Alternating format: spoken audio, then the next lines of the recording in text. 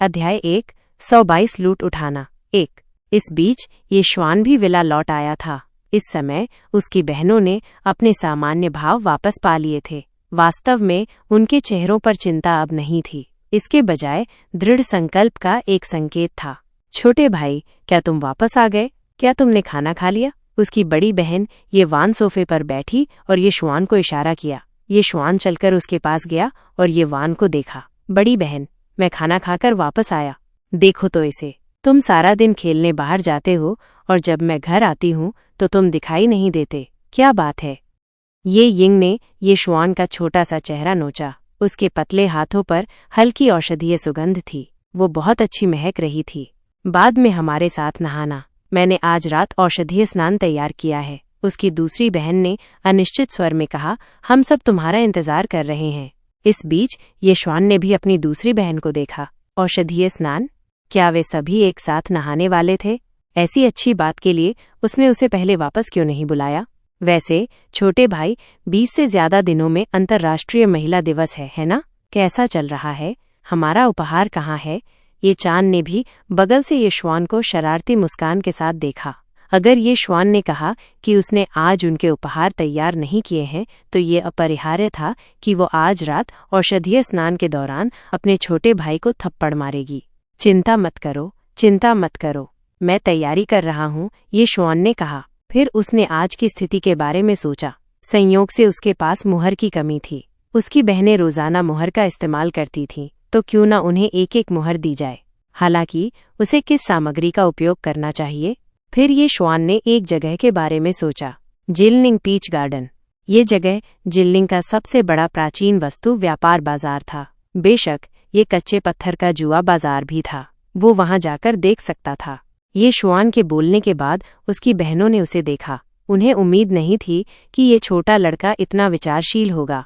फिर ये श्वान को उसकी दूसरी बहन ये यिंग ने ऊपर बड़े बाथरूम में ले जाया।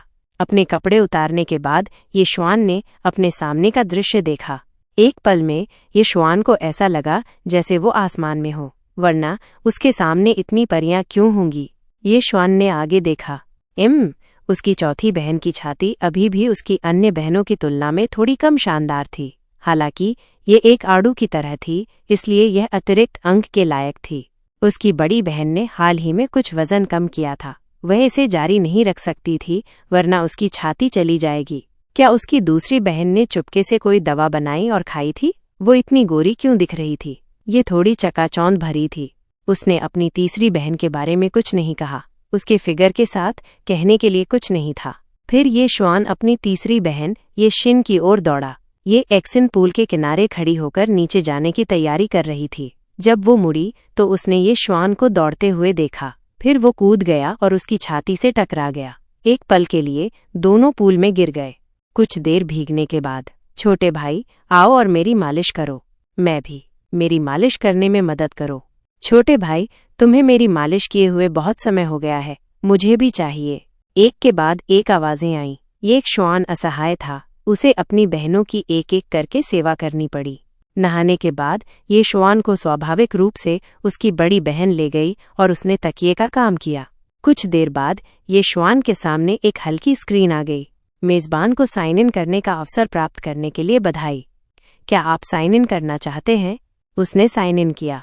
मेजबान को सागर विजेता के शाही निवास का स्वामित्व प्राप्त करने के लिए बधाई। सागर विजेता का शाही निवास? ये श्वान हक्का बक्का रह गया। फिर उसने अपना फोन निकाला और खोजा। वह तुरंत हक्का बक्का रह गया। सागर विजेता का शाही निवास शंघाई के दक्षिण पश्चिमी कोने में स्थित था।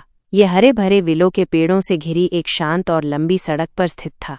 यह मौजूदा शाही निवासों में सबसे अक्षुण्ण शाही निवास था। सागर विजेता का शाही निवास पहले किंगलोंग सम्राट का शाही निवास था।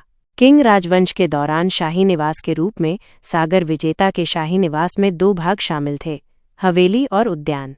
हवेली उत्तर से दक्षिण तक लगभग 330 मीटर लंबी थी और पूर्व से पश्चिम तक 180 मीटर से अधिक चौड़ी थी। ये लगभग 61,120 वर्ग मीटर के क्षेत्र में फैला हुआ था। हवेली 32,260 वर्ग मीटर में फैली हुई थी और उद्यान 28,860 वर्ग मीटर में फैला हुआ था। अर्धचंद्राकार नदी निवास को एक अजगर की तरह घेरे हुए है। दूर से पश्चिमी पहाड़ एक दुबके हुए बाघ की तरह दिखता है।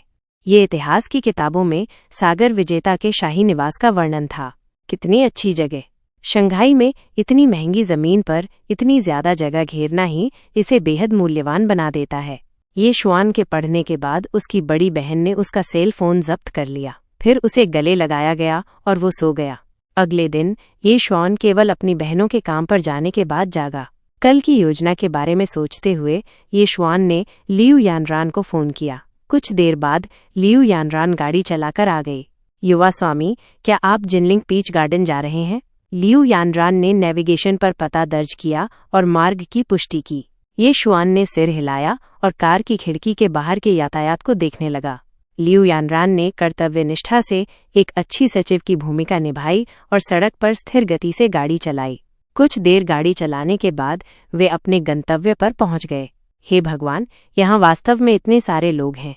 इसके अलावा नेविगेशन में भी कोई समस्या लगती है। लियू यानरान ने कार की खिड़की से बाहर देखा और लोगों को आते जाते देखा। उसने आश्चर्य से अपना मुंह खोला। नेविगेशन प्रणाली के अनुसार यह एक पार्किंग स्थल होना चाहिए। हालांकि कार में वे पहले से ही देख सकते थे कि उनके सामने की खाली जगह एक के बाद एक स्टालों से भरी हुई थी। इसके अलावा इन स्टालों को स्पष्ट रूप से विभाजित नहीं किया गया था। इसके बजाय यह एक नाइट मार्केट के समान था। स्टालों का आकार लोगों की संख्या और उनके उपकरणों पर निर्भर करता था। लियू यानरान ये देखकर हक्का बक्का रह गई। एक ऐसी जगह जो प्राचीन वस्तुएं बेचती थी, वह वास्तव में इतनी बड़ी थी। सबसे भयानक बात यह थी कि वहां इतनी ज्यादा भीड़ थी। कहानी जारी रहेगी।